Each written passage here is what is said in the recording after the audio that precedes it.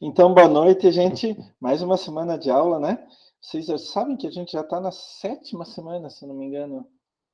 É 6ª semana? Eu acho que é 7ª semana. A gente já está na 7ª semana. Porque semana passada foi feriado, mas teve algumas outras disciplinas. Então, em termos de aula, é 7ª semana. O tempo passa rápido, né? Eu queria dar uns avisos. Próxima aula vai ser no laboratório.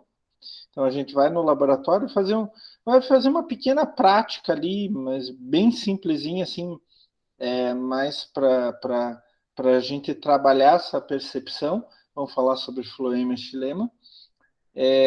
Então, 7h15 no laboratório, tá, gente? 7h15 no laboratório. Nós vamos ter uma parte teórica e daí a gente vai fazer a prática. Daqui 2 semanas, no dia 29, não se esqueçam que tem o seminário Nutrição Mineral de Plantas. Cada equipe deverá escolher um elemento e ir atrás de plantas com deficiência daquele elemento. Eu, se fosse vocês, já faria isso agora, tá? Já faria isso agora. Né? Então, escolham um elemento, vão atrás na internet. Quais são os sintomas de deficiência? Daí vocês têm que trazer para a sala de aula, nós vamos fazer prático também, tá? Vocês têm que trazer para a sala de aula você tem que trazer vários exemplos. São quantos alunos mesmo? 13 alunos. Vamos fazer em trio? Tá? Vamos fazer em trio. Vou até anotar aqui, ó. Todos os trabalhos em trio, tá? Daí, em trio, vai ter uma equipe que vai ter 4, não tem problema. Tá? Beleza. Uma equipe vai ter 4 alunos e outras 3. Ó, já estão arranjando aí a equipe, ó. Já estão arranjando aí a equipe. Bom, eu, se fosse vocês, elegia já um elemento de nutrição de plantas e um nutriente, né? E já iria procurar plantas com aquela deficiência, tá? Uma ideia muito boa é procurar, assim, corte de estrada, à beira de rua, à beira de estrada. Por quê? Quando eles fazem o corte para fazer a estrada, eles tiram a camada mais fértil do solo e fica a camada mais ruim do solo, vamos dizer assim. E daí, com isso, as plantas crescem com deficiência, tá? Não é sempre que isso acontece, mas é uma dica para vocês também, tá bom? Então, esse final de semana, eu vou colocar todos os requerimentos para as 2 práticas. Para a prática de laboratório da semana que vem e para o seminário. Já vou colocar no portal lá no AVA para vocês. Tá bom? Alguma pergunta sobre essas 2 próximas aulas? Alguma pergunta, pessoal? Pode falar. Eu ia dizer, nessa primeira semana agora do dia 22, né? Essa não vai precisar levar a planta, né? Só na outra, Não, né? não. Não vai Essa ter, não vai ter seminário vocês não também, vão né? precisar levar nada. Tá. Tá? Só guarda-pó, luva, essas coisas assim, tá? O seminário vai ser presencial. Vai ser tudo presencial. Graças a Deus, gente, eu recebi... alguns de vocês já receberam 2 doses, eu recebi a minha segunda dose na segunda-feira de manhã. E não é por isso que vai ser presencial, mas vai ser presencial porque, graças à vacinação, as 2 doses que um monte de gente já está recebendo, a gente está cercando o vírus. Então, está diminuindo muito o número de mortes. Agora, na última semana, subiu um pouquinho. Já estava abaixo de 500 por dia no Brasil inteiro, mortes, né? Agora subiu para 500 e pouquinho. E tem uma nova variante, que é a variante colombiana, né? Que eles estão chamando de variante Mu. Agora eu não faço a mínima ideia. Oi, Aren, boa noite. Então, assim, já é possível a gente ter algumas atividades em conjunto, tá? É claro que quando der para evitar, evita-se, tá? Segundo, tomar todos os cuidados. Então, máscara, álcool, né? Tentar manter distância um do outro e assim por diante, tá bom? Isso a gente tem que continuar. Até eu vi hoje uma notícia que a Prefeitura de Curitiba liberou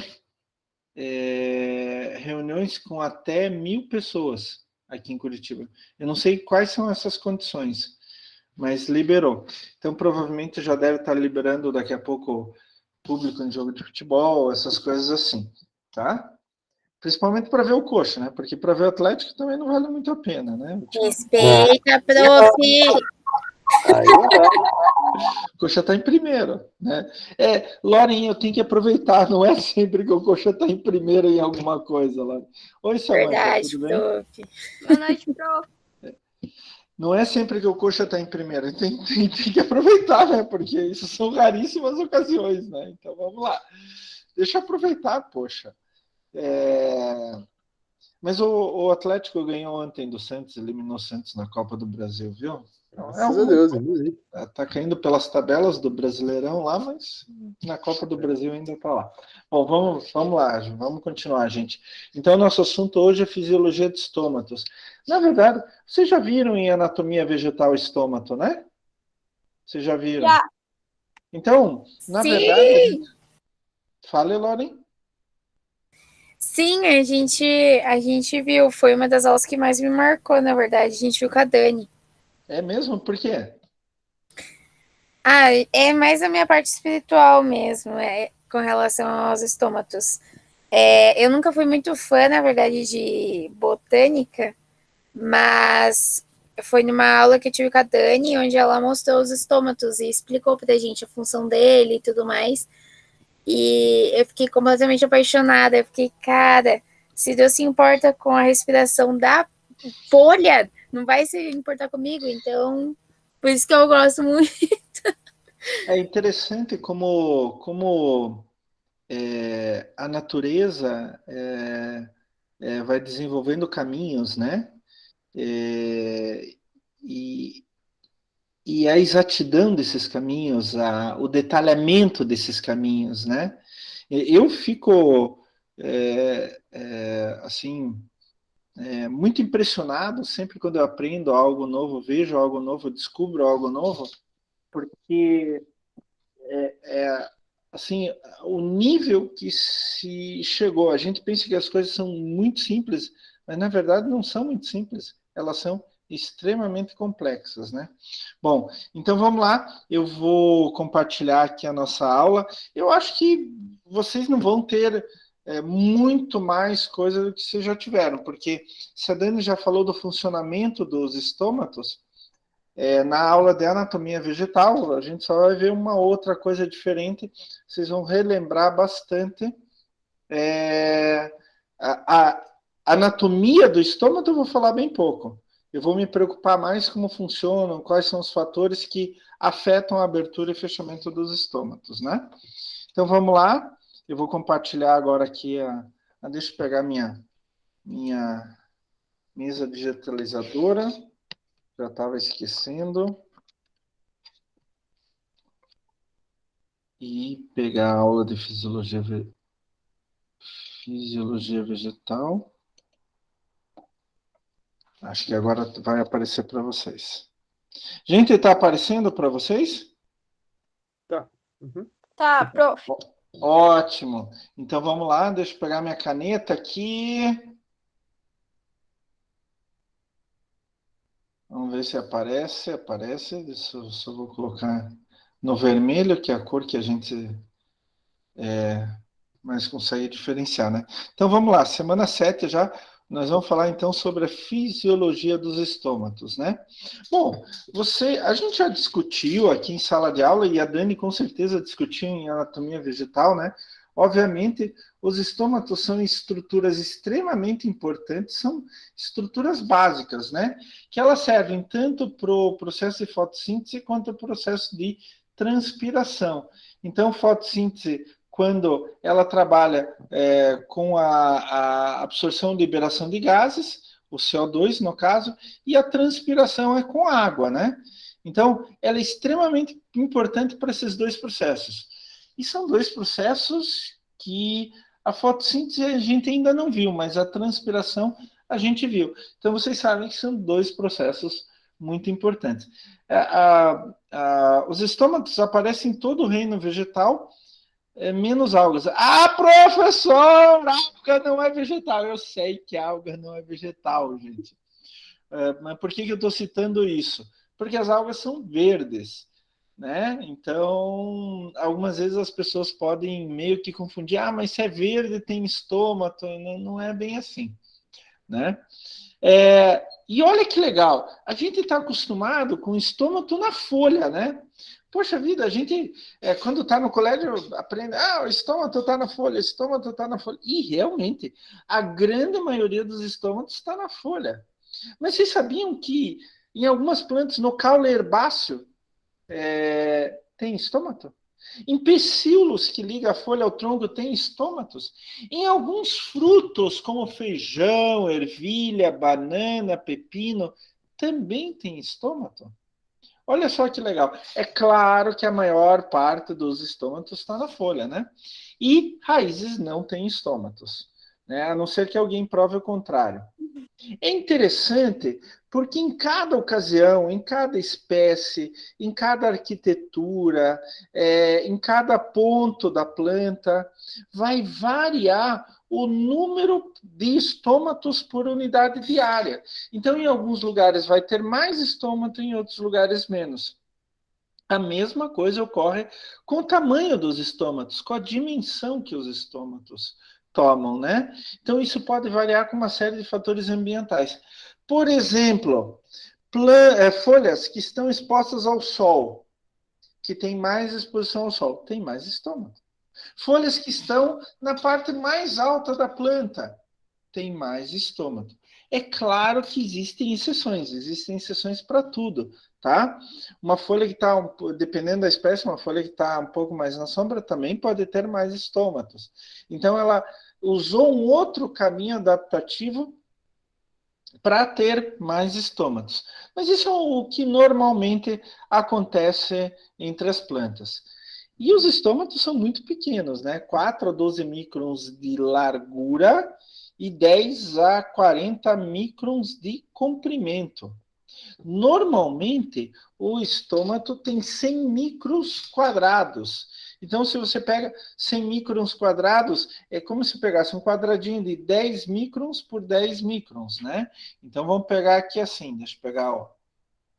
Então, o estômato, ele pode ter largura 4 a 12 microns e comprimento, pode dizer, altura, no caso aqui, 10 a 40.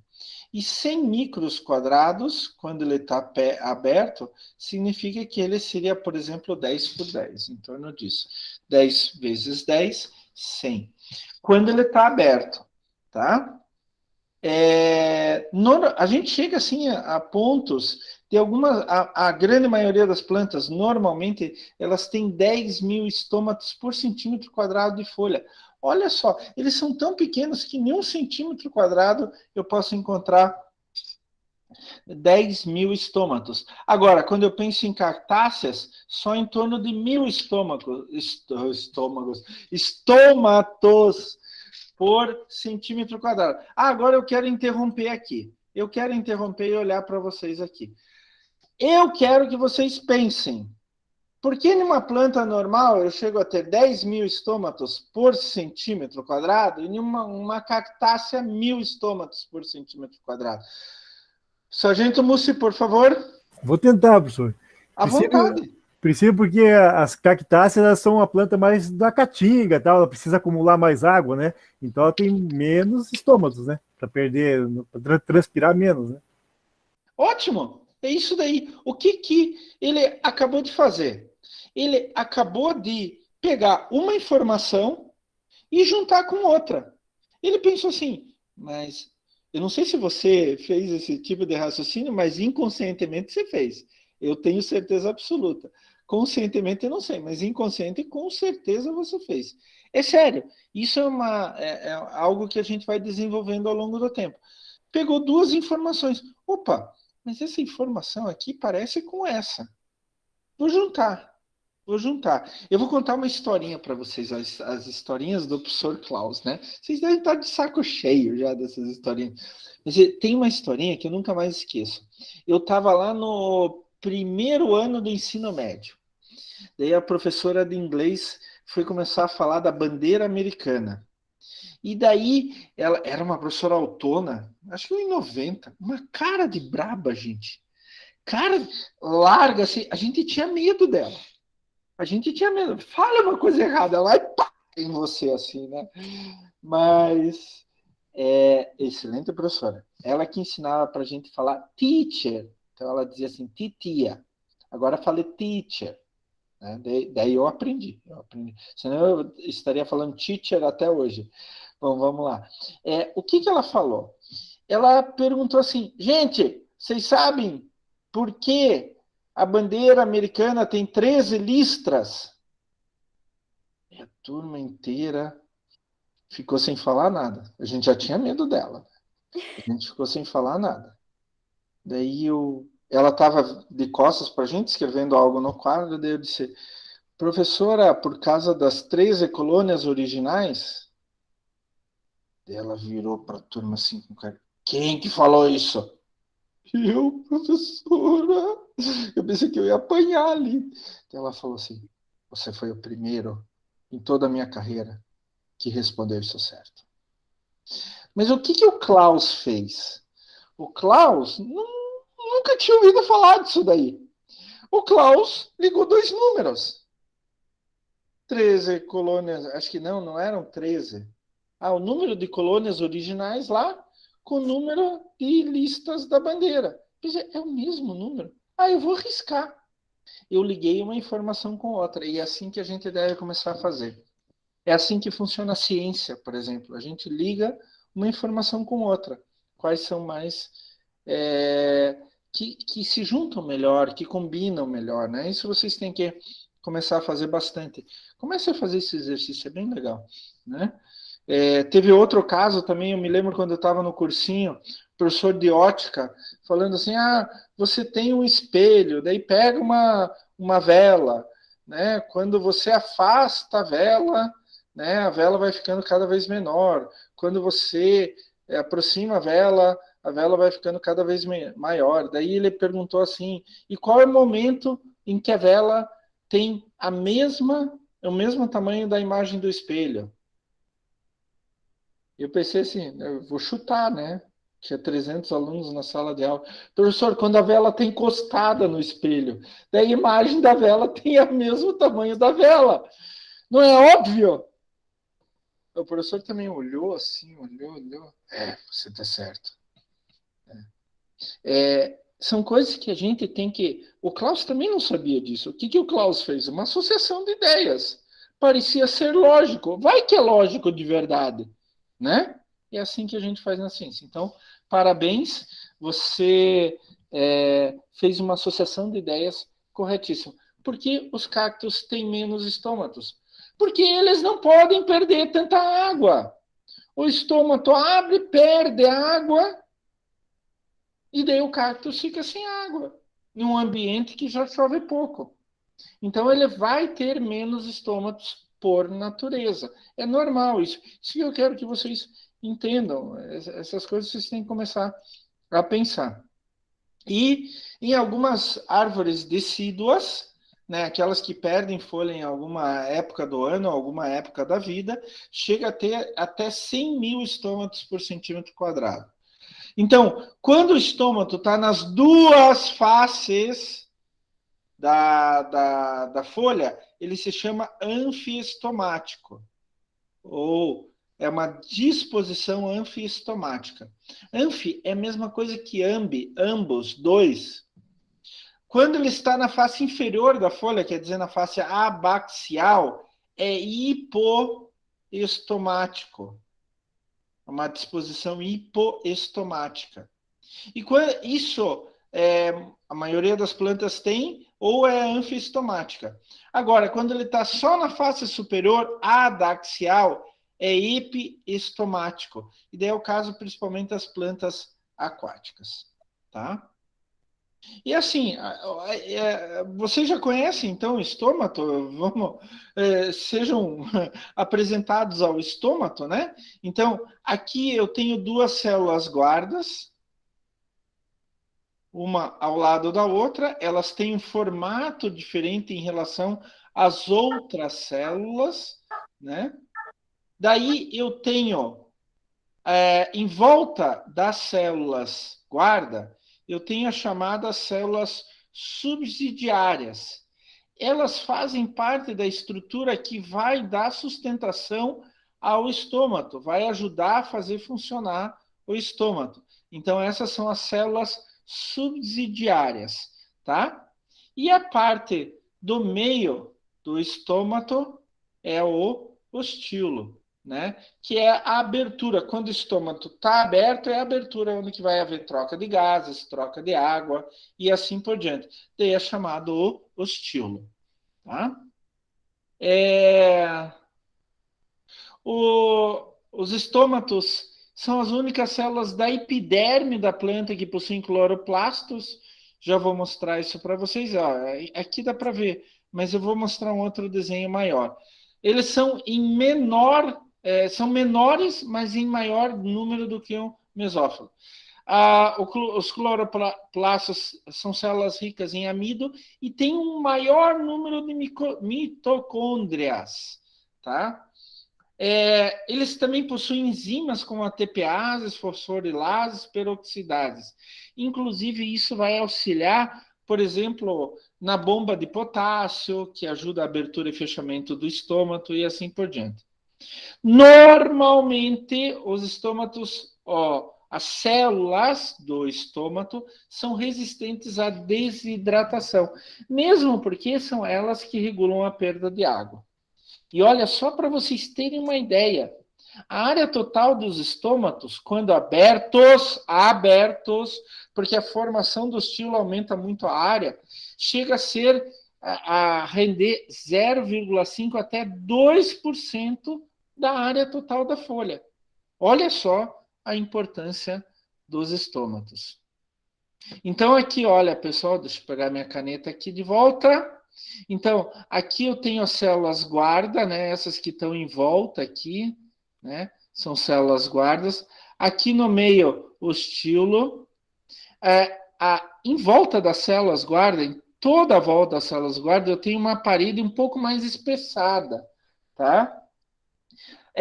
A parede interna, em volta do estilo, é mais espessada que a parede externa. Mas por isso que a gente chama de a parede do outro lado, do lado oposto ao estilo, mais delgada. Mas não é que ela seja muito mais delgada. São células cujas paredes celulares são um pouquinho maiores. E olha aqui os cloroplastos também, tá? Aqui eu mostrei para vocês, ó, slide anterior, células subsidiárias, né? Aqui um corte, deixa eu até anotar aqui, olha, aqui um corte. Então, quando visão de cima, primeiro desenho é a visão de cima, eu estou olhando de cima para baixo, e o desenho de baixo é um corte. Então, o que eu tenho aqui? Eu tenho as células guarda, eu tenho aqui as células subsidiárias, e aqui o estilo, né? Aqui o estilo. Aqui dá para ver muito bem como as células subsidiárias, elas acabam influenciando também na abertura e no fechamento do estômago. E aqui interessante é que eu tenho a câmara subestomática. Então, a câmara subestomática, ela pode, como ela trabalha com transpiração e fotossíntese, então ela pode ter água na forma de vapor, né, lógico, e CO2. Vou até pegar aqui e anotar, olha, água na forma de vapor. Então, nessa câmara subestomática é que vai regular se o estômago abre ou fecha. Então, vai depender do que está ali dentro, como está o ambiente fora, alguns fatores ambientais influenciam de uma forma muito grande e etc. Mas é a câmara subestomática é que vai fazer essa troca de gases e vapor de água com o ambiente. Essa câmara subestomática que vai fazer com que entre CO2 ou saia CO2, né? Tem que ver se é respiração ou se é fotossíntese. E ela que vai regular a entrada e saída de água, por exemplo, através dos estômatos, né? Os estômatos, lembre-se que tem uma das funções principais é regular a transpiração. Então, ele vai regular quanto sai de água. Pode entrar água também, mas a função principal dele é regular quanto sai de água. Se eu tenho, por exemplo, um ambiente seco, a planta automaticamente vai fechar o estômago. Já vou discutir com vocês isso em um pouquinho mais de detalhes. Vai fechar o estômago, daí fica retida a água dentro da câmara subestomática, tá? Então a água vai ficar retida aqui dentro. Isso tem a ver com toda a fisiologia da planta, desde a raiz. Vocês se lembram, uma das aulas anteriores, acho que foi a terceira aula, ou a quarta aula, movimento de água, onde que eu falei, olha, a gente tem que ter água no solo, água livre no solo, daí vai entrar pela planta, e daí vai formar um diferencial de pressão de água, um potencial hídrico. Se lembram disso? Onde que vai do local onde tem mais pressão para o local onde tem menos pressão. E isto está ligado até a câmara subestomática. Então, todo esse diferencial de pressão hídrica, de potencial de pressão hídrica que se forma na planta, vai chegar até a câmara subestomática. Então, por exemplo, eu estou até me adiantando, mas isso é um assunto tão interessante.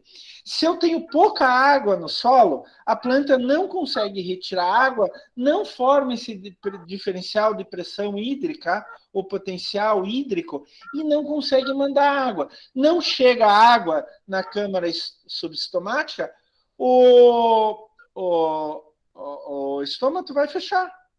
Porque se por acaso chegar um pouquinho, já vai ser perdido. Então, ele fecha para não perder a água. Agora, tem bastante água, sem problema. Então, tem um diferencial de pressão do potencial hídrico, de pressão hídrica na planta, vai mandando água para todos os lados da planta, inclusive até a câmara subestomática. Daí, o estômago abre para fazer essa troca de gases quando necessário, se for necessário. Então, a câmara subestomática, ela acaba servindo como o controlador aí, vamos dizer assim, né? Se a câmara subestomática está cheia, está fechada, está com toda a sua capacidade lotada, tanto de CO2 quanto de água, de vapor de água, o estômago pode abrir ou fechar conforme for o caso. É bem interessante. Gente, eu quero mostrar um filmezinho para vocês, espero que dê certo, tá? Eu separei aqui num guia. Deixa eu interromper o compartilhamento. Eu separei num guia. Agora, se não der certo eu conseguir passar o filme, por favor, não me batam, tá? Mas é bem interessante o filminho. E eu coloquei até o link ali, se não der certo, depois vocês podem entrar no link sem problema nenhum, tá? Vamos ver aqui, eu separei um guia, vamos ver se dá certo.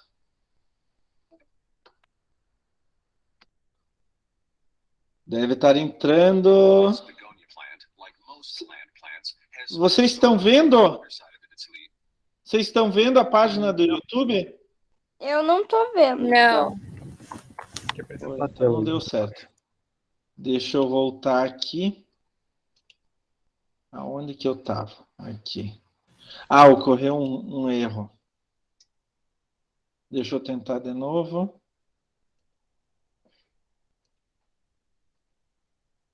Agora vai dar. Agora vai dar. Agora vocês estão vendo a página do YouTube?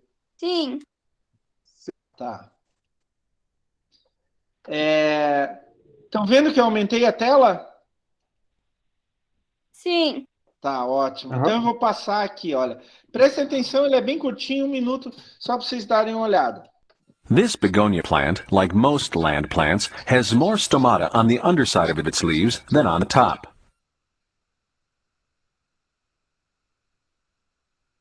Ó, The esses são stomata os estômatos, né? Então, olha aqui as células guarda, as células subsidiárias aqui em volta, né? E o estilo. No caso, esse estômato está aberto. control transpiration as well as the exchange of gases within the plant. The stomate is like a pore. Two cells called guard cells surround the stomate and can open and close in response to the amount of water in the plant, the light intensity, and the level of carbon dioxide in the air. Ele não vai abrir e fechar só por causa do gás carbônico e a intensidade de luz. Tem uma série de outros fatores que, em menor intensidade, eles podem influenciar na abertura e no fechamento do estômago. Mas olha que legal aqui, né? Quando eu estudei, não tinha essas coisas aqui para a gente ver o estômago abrindo e fechando.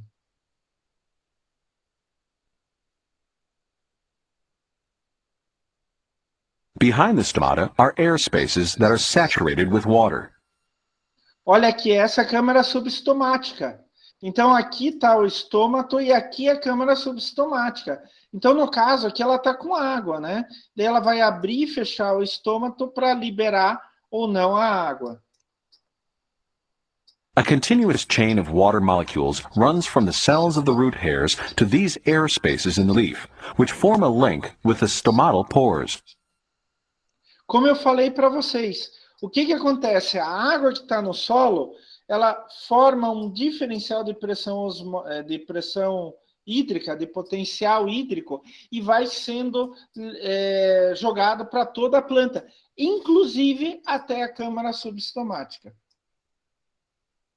Evaporation of water from leaf surfaces through the stomata provides the momentum for water to keep moving from root to leaf. E isso, inclusive, até aumenta o potencial hídrico, esse diferencial de pressão, fazendo com que circule mais água ainda. Então, olha só, o que agora... Então, ó, vocês viram que legalzinho o estômago abrindo e fechando, né? Então, aquilo não era uma animação, aquilo era uma imagem real, né? E abaixo do estômago, vocês viram aquela câmara subestomática. Ali ele colocou água, mas ele poderia ter usado com CO2, né? Então, o CO2 vai entrar por ali, e daí ele vai ir pelas células, né? A planta vai absorver o CO2 pelos estômatos e daí vai utilizar esse CO2 nos seus processos de fotossíntese. Pode falar. Professor, em relação à ação da chuva, né? Eles vão manter essa funcionalidade também de abrir e fechar, com a chuva caindo direto na folha, ou é só a captação de água pelas raízes que eles vão... A água não... Olha, até o ponto que eu sei, a água não entra pelos estômatos. O que pode fazer é perder a água. Por que isso? Boa pergunta. Boa pergunta. Gostei. Hoje você está inspirado, hein? Meu Deus do céu.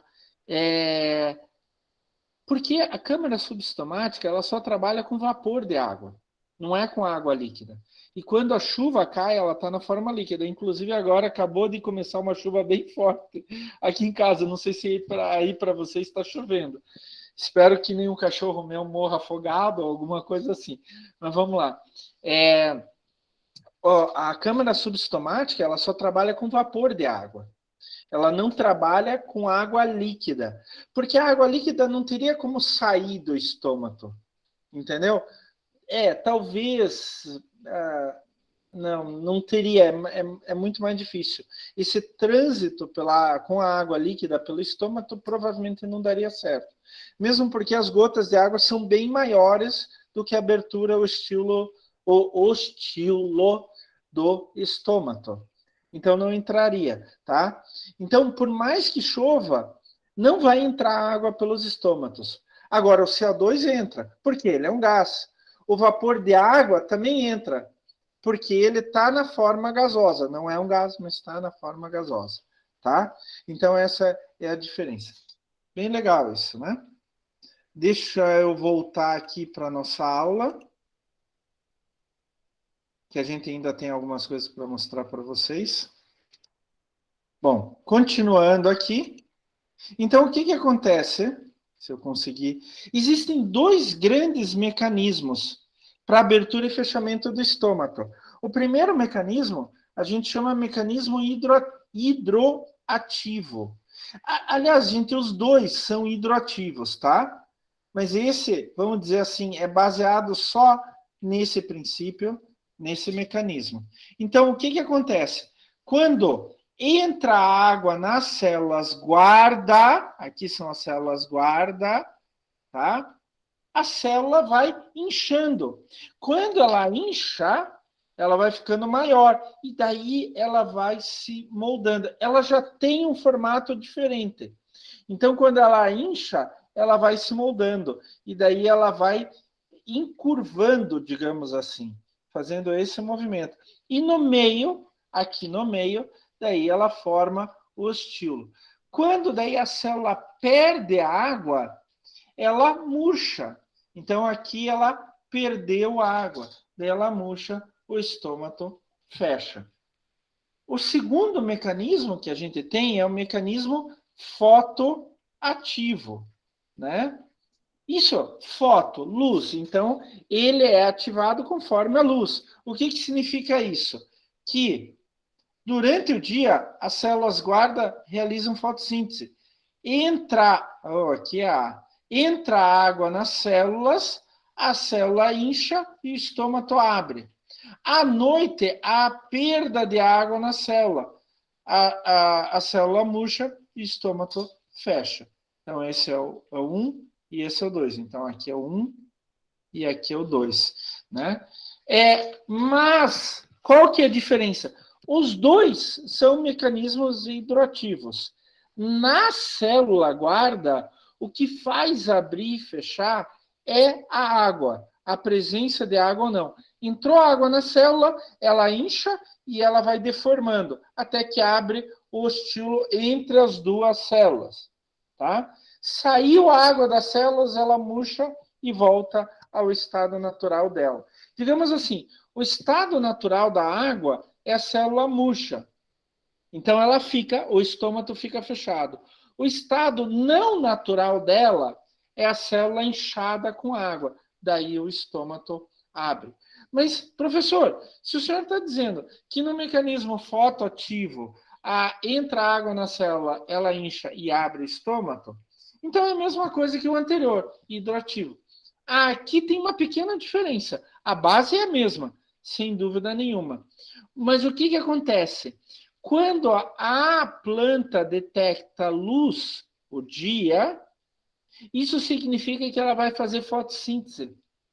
Daí ela tem que absorver CO2. Então ela abre o estômago. Tá? Então a presença de luz, ela sinaliza para a planta, olha, você precisa fazer fotossíntese. Então, daí ela vai abrir o estômago para entrar CO2. E daí o CO2 entra na câmara subestomática e ele daí é dispersado por toda a planta. Então, mecanismo hidroativo e fotoativo. Os dois têm a mesma base. Entrar água na célula, deformar a célula e faz com que abra o estilo. Sair água da célula, a célula volta à sua condição normal e a sua condição normal é com o estilo fechado, o estômago fechado. Mas, professor, o que pode fazer com que os estômagos abrem e fechem? Haja abertura e fechamento dos estômagos. Existem muitos fatores. Alguns fatores são essenciais, primordiais, são os mais importantes. Um deles é a luz, tá? Normalmente,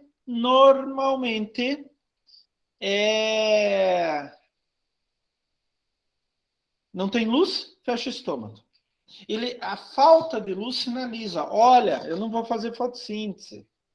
Mas professor, de noite pode ter transpiração? Pode. pode até abrir os estômatos, mas eles não vão abrir todos ao mesmo tempo, em grande quantidade. Eles vão abrir principalmente para a entrada de CO2. E quando precisa, a transpiração, perder a água. Então, quando não tem luz, ele fecha o estômago. Com uma exceção, as crassuláceas, né?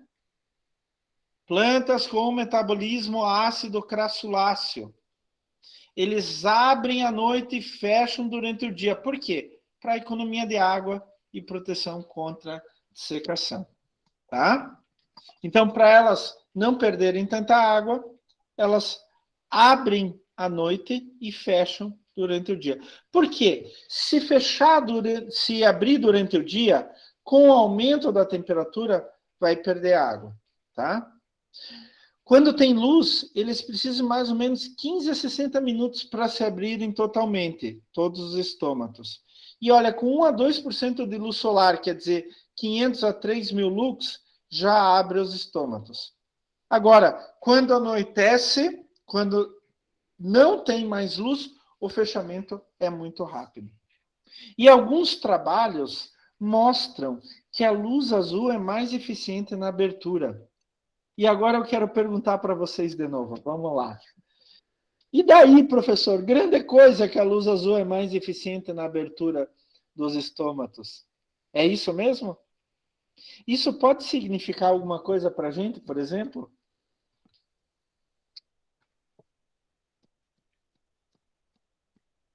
Hein? Eu pensei naquela do espectro da luz azul ser de dia, mas... Aí... Não, mas o que isso significa para a gente, para o ser humano? Como que a gente pode usar isso ou não? Pode usar luz artificial, alguma, para produzir. Eu já vi em outra, como que é aquela, dente de leão para produção de látex, eu já vi que, só que no caso não era luz azul, eu não lembro quais 2 outros espectros que usavam que produzia mais. Exatamente. A luz azul, ela interfere, e que cada espectro vai interferir em uma coisa diferente, mas a luz azul interfere na abertura dos estômatos. Se eu tenho os estômatos abertos, entra mais CO2. Se entra mais CO2, a planta cresce mais, certo? Inclusive, esse é um dos benefícios do aquecimento global, que as plantas vão crescer mais. Né, por causa que vai ter mais CO2. Tem vários experimentos no mundo inteiro mostrando isso, inclusive para árvores já adultas. Assim, eu não estou sugerindo nada para vocês, mas de vez em quando a gente ouve falar, assim, você vê na televisão, pô, arrombaram lá uma casa que o cara estava plantando maconha no porão com luz artificial. Vai ver o que é? Luz azul. Os caras que plantam maconha sabem isso. Né? Não estou incentivando nada aqui, por favor, gente. Não façam isso em casa. Vou até deixar aqui uma legenda. Não façam isso em casa. Não, é só uma observação, né? Que uma das luzes que se usa para plantio em lugares fechados, né, e tal, é a luz azul, porque ela aumenta a abertura dos estômatos, entrando mais CO2, a planta acaba crescendo mais e mais rápido. Professor, já aprendi alguns pés de maconha, mas com luz natural, o cara não estava usando luz azul, não. Estava lá exposto. Mas o cara estava plantando aonde? No quintal? Então, não, tinha uns no quintal, mas também tinha umas dentro de casa, na sala, assim. Né? Com luz natural. Era um ambiente mais natural. Porque eu já ouvi falar, bom, eu não sou da polícia, né, então nunca tive essa experiência, mas eu já ouvi falar, já vi imagens da polícia entrando em casas no porão, isso nos Estados Unidos volta e meia acontece, no porão, que é todo escuro, né? Por que os caras plantam no porão? Porque não dá na cara de ninguém, né? Vai que eles plantam na sala, o cara abre a cortina e alguém de fora vê. No porão ninguém vai ver, né? Então, eu já vi os caras com uma estrutura fantástica. Luz LED, inclusive, para até economizar energia elétrica, né? Veja só, o cara pensa no meio ambiente quando vai plantar maconha. Para economizar energia elétrica, usa luz LED, mas usa espectro azul, né? Tem luz LED azul? Tem luz LED de tudo que é cor, tá, gente? Inclusive, o cara que inventou LED colorido ganhou o Prêmio Nobel de Física. Não sei se vocês sabiam disso. O LED branco já existia desde a década de 60, mas foi na década de 90 que um japonês inventou LED de outras cores, né? E daí permitiu um número de aplicações bem maiores, né? E uma economia de luz gigantesca, né? Mas então, olha só, os caras ligaram uma coisa com a outra, né? E daí vai... eu posso usar isso para outros tipos de planta? Claro que eu posso. Em muitos laboratórios de pesquisa com crescimento de plantas, eu não estou falando de maconha, né? Com crescimento de plantas, eles também usam diferentes espectros de luz, principalmente a luz azul, tá? Para fazer cultivos dentro de laboratório onde não tem luz externa. Daí você pode isolar uma variável em relação a outra. Bem interessante. Gente, eu vou falar para vocês, eu não estou brincando, eu nunca vi maconha nem cocaína na minha vida, eu nunca vi. Quando eu estava na faculdade, eu era alvo de chacota dos meus colegas, porque eu achava que maconha se cheirava e cocaína se fumava. E eu não estou brincando. Até hoje, eu tenho 52 anos de idade, eu nunca vi maconha nem cocaína. Não é porque a gente tem um colega policial aqui que eu estou falando isso. Eu realmente nunca vi. Eu não faço a mínima ideia. Então, eu não sei. Só de ouvir falar, tá, gente? Essas coisas aqui eu só estou falando de ouvir falar, tá? Deixando bem claro. Não que o nosso colega vai mandar me prender aqui, o professor, né?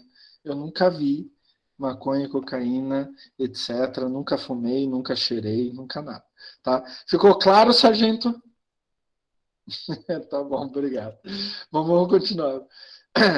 Brincadeira, viu? Mas a parte que eu nunca vi não é brincadeira, não. É sério, eu nunca vi mesmo. Eu não sei como que é. Bom, continuando então nessa aula. Voltando aqui. Opa. É claro que o segundo grande fator que vai influenciar na abertura ou fechamento do estômago é a concentração de CO2. Então, se eu tenho altas concentrações de CO2, por exemplo, dentro da planta, o estômago fecha, porque eu não preciso mais. Se eu tenho baixa concentração dentro da planta, o estômago abre, né? Então, a abertura do estômago, ela é em função da fixação do CO2 na atmosfera interna da planta, principalmente em compostos orgânicos, como ácido málico e tal, que vai ser utilizado pela planta. E a máxima, em relação à concentração de CO2, a máxima abertura do estômago, do estímulo, é a concentração próxima a ponto de compensação de CO2, quando eu tenho concentrações muito próximas do lado de fora e do lado de dentro, né? Extremos de temperatura fecham o estômago. Aí agora eu vou entrar em fatores um pouco menos importantes. Os dois mais importantes são, sem dúvida nenhuma, a luz e o CO2, tá? Agora eu vou entrar em alguns outros um pouco menos importantes. Extremo de temperatura, por exemplo, acima de 30 graus, já começa a fechar o estômago. Abaixo de 10 graus, já começa a fechar o estômago. É claro que nós temos exceções. Então, temos plantas que vivem permanentemente em altas temperaturas, daí o regime de abertura e fechamento é um pouco diferente. Plantas que vivem permanentemente em baixa temperatura, o regime de abertura e fechamento em relação à temperatura é um pouco diferente, tá? E a questão não é só o efeito da temperatura no estômago, mas principalmente o efeito da temperatura sobre a atividade metabólica e conteúdo interno de água. Então, quando eu tenho uma baixa temperatura, a planta tende a ter uma atividade metabólica menor para conservar energia. Por quê? Ela gasta muita energia com os seus próprios sistemas quando o ambiente está muito frio, né? Quando a temperatura vai aumentando, ela começa a abrir estômago e tal, sem problema. Por quê? A atividade metabólica está subindo. É a mesma coisa com o conteúdo interno de água. Se eu tenho bastante conteúdo interno de água, a temperatura... Vamos voltar aqui. O efeito da temperatura sobre o conteúdo interno de água. Quando eu tenho uma temperatura muito alta, tende a ter menos água, mais água vai evaporar. Então, ela tende a fechar o estômago, tá? Normalmente, quando eu tenho baixas temperaturas, o movimento dos estômatos de abertura e fechamento é bem mais lento. Ele tende a fechar, mas aqueles movimentos são mais lentos, tá? Temperaturas altas, acima de 25 graus, acabam acumulando mais CO2 na planta, por causa do aumento da respiração celular, e daí acaba provocando o fechamento dos estômatos por causa da igualação da concentração de CO2 na câmara subestomática e na atmosfera externa. Deficiência de água. Quando falta água, fecha o estômago. Por quê? Vocês viram aquele esquema lá no filmezinho americano? Né? A planta puxa a água lá do solo e daí faz um potencial hídrico, faz uma diferença de pressão na água. Né? Se eu tenho baixa água lá no solo, ela puxa menos água. O que acontece? O potencial de água, esse potencial hídrico, o diferencial de pressão, diminui. Isso ainda está ligado a baixo CO2, à temperatura e à luz forte. Tá? A grande questão é que plantas murchas, enquanto a planta está murcha, o estômago permanece fechado. E daí começa a entrar altas concentrações de ácido abscíssico. E daí a gente vai ver isso lá no segundo bimestre, lá em comecinho de novembro. Daí a gente vai entrar um pouco mais nisso. Mas mesmo que a planta comece a puxar água de novo, opa, professor, eu esqueci de molhar a minha plantinha, né? Deixa eu contar mais uma aqui, o professor Klaus, se vocês forem ver o Instagram e o Facebook, principalmente o Instagram do professor Klaus, tem um monte de flor. E todas são da minha casa. Eu adoro postar florzinha. Né? Pelo menos não dá aquela loucurada de discussão política, ideológica e sei lá mais o quê. Né? Então é melhor postar flor. Principalmente minhas bromélias e orquídeas. Adoro bromélias. Daí uma amiga minha postou esses dias, Klaus, você tem umas flores tão bonitas e tal, comigo nada vai. Assim, se eu deixo uma florzinha lá no vaso, ela vai morrer porque eu vou esquecer de colocar água. O que acontece? Tem pouca água no solo, tem pouco potencial hídrico, diferencial de pressão, chega pouca água lá em cima. O estômago vai fechar, porque ele precisa manter o pouco de água que tem. Só que essa minha amiga não dá água nunca. Esse potencial vai decrescendo cada vez mais e a planta vai murchando. Daí o estômago vai fechando tudo de vez e ele vai ficar fechado. Daí, agora que eu vi a postagem do Klaus, eu vou molhar minhas plantas. Tá quase morta, não tá morta ainda, mas tá quase morta. Vai molhar. Vai demorar ainda para os estômatos abrirem de novo. Por que isso?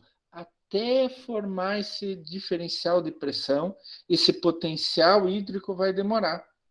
Que as células precisam adquirir mais água, a planta vai saindo do estado de murcha. Se já não está... Porque a murcha vai até um ponto que daí não volta mais. Né? É que nem aquele avião. Você está andando de avião e tal, você tem um ponto no teu caminho de ida que você pode voltar. A partir desse ponto, você tem que ir em frente. Porque você não tem combustível para voltar. Né? Então é a mesma coisa assim as plantas. Vai ter um ponto que a murcha não volta mais. Mas se ela começar a dar água, não é que vai formar um potencial hídrico e o estômago já vai abrir. Não vai acontecer isso. Vai demorar um pouco mais para abrir.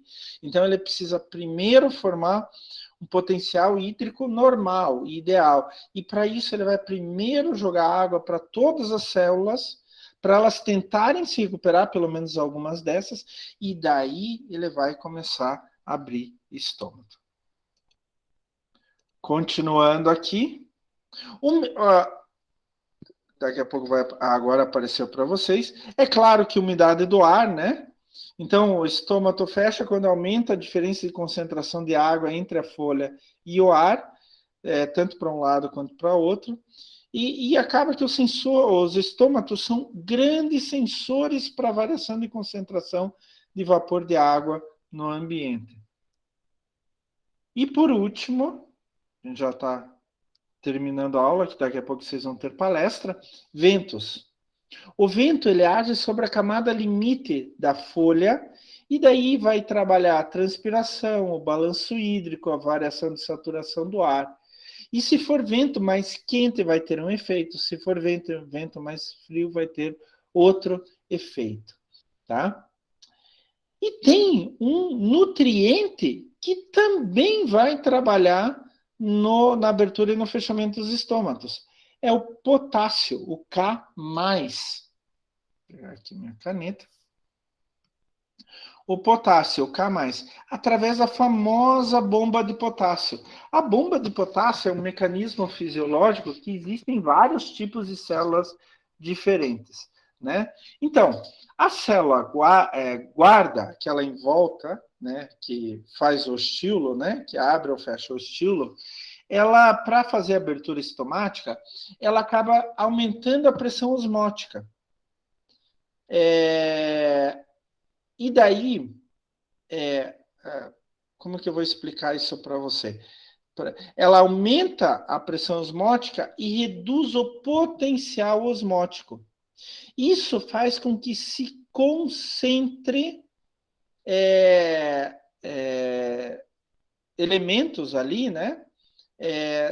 E nas células subsidiárias, e daí entre a água nas células subsidiárias. E elas vão aumentar a sua turgescência. E daí elas vão fazer com que as células guardas comecem a se afastar, fazendo a abertura estomática. É mais ou menos assim. Então, aqui eu tenho as células guardas e aqui eu tenho as células subsidiárias, né? O que acontece? Quando eu tenho potássio, bomba de potássio, né? Ela vai entrar nas células subsidiárias, ela vai reduzir o potencial osmótico e ela vai fazer com que as células subsidiárias troquem água com as células guarda, entre a água aqui, tá? E daí, entrando a água aqui, ela vai inchar e fazer esse movimento. Inchar e fazer esse movimento. Tá? Então, se eu tenho muito potássio, a bomba de potássio vai fazer com que o estômago abra, se forme o estilo.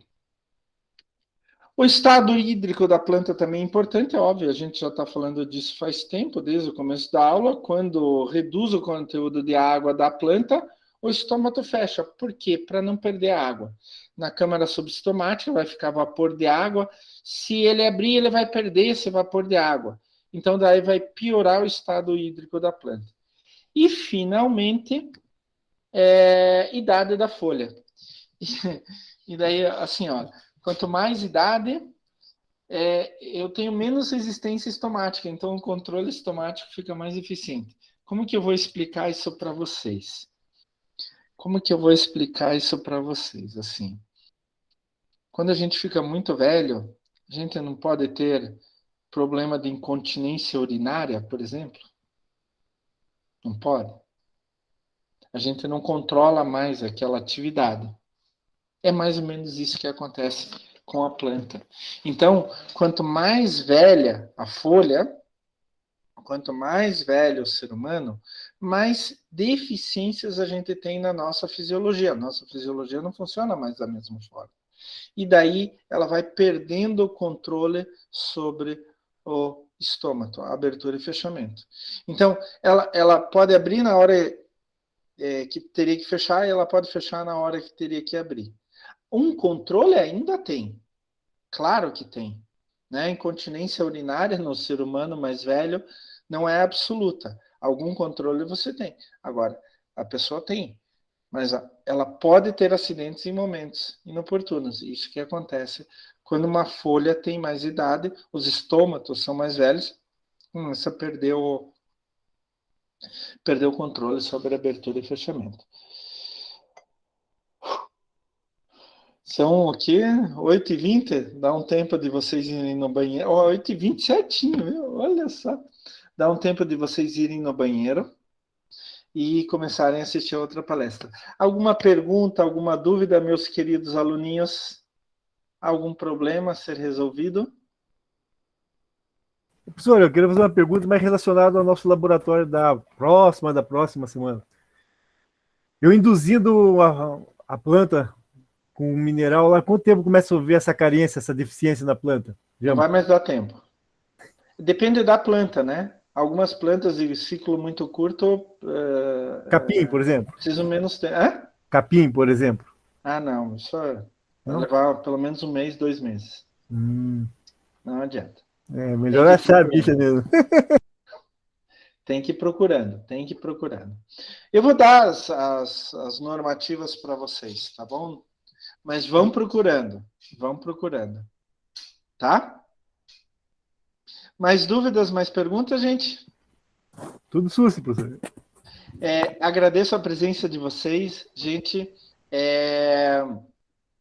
Não se esqueçam de fazer atividade de frequência, tá bom? Por favor, não se esqueçam de fazer atividade de frequência. Então, semana que vem, 7h15, a princípio, eu não sei qual vai ser o laboratório ainda, tá? Mas, se eu não falar antes, vai ser lá, provavelmente vai ser o laboratório da biologia 333. Provavelmente. Mas eu vou, pelo menos um dia antes, eu coloco lá para vocês qual vai ser o laboratório. Daí a gente se encontra lá.